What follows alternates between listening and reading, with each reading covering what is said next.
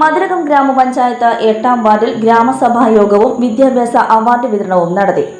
പോള ഹാളിൽ നടന്ന ചടങ്ങിൽ മതിലകം ഗ്രാമപഞ്ചായത്ത് പ്രസിഡന്റ് സീനത്ത് ബഷീർ ഉദ്ഘാടനം നിർവഹിച്ചു.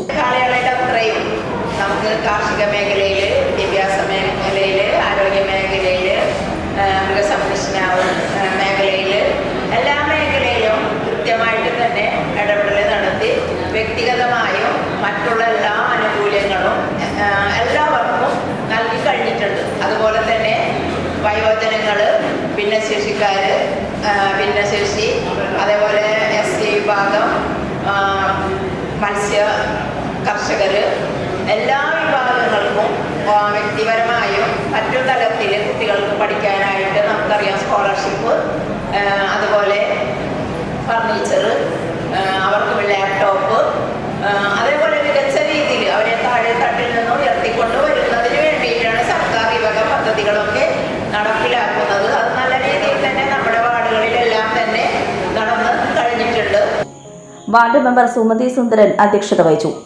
വാർഡിൽ SSLC +2 പരീക്ഷയിൽ ഉന്നത വിജയം കൈവരിച്ച വിദ്യാർത്ഥികളെ അനുമോദിച്ചു.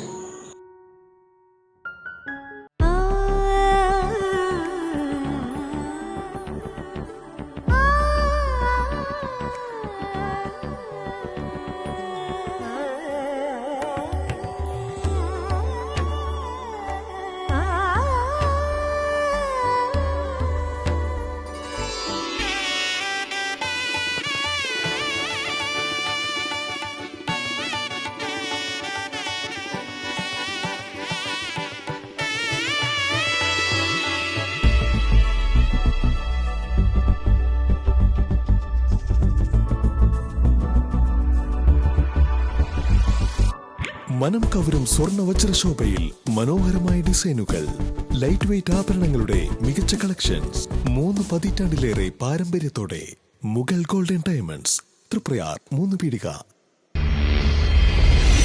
You're watching True Line News.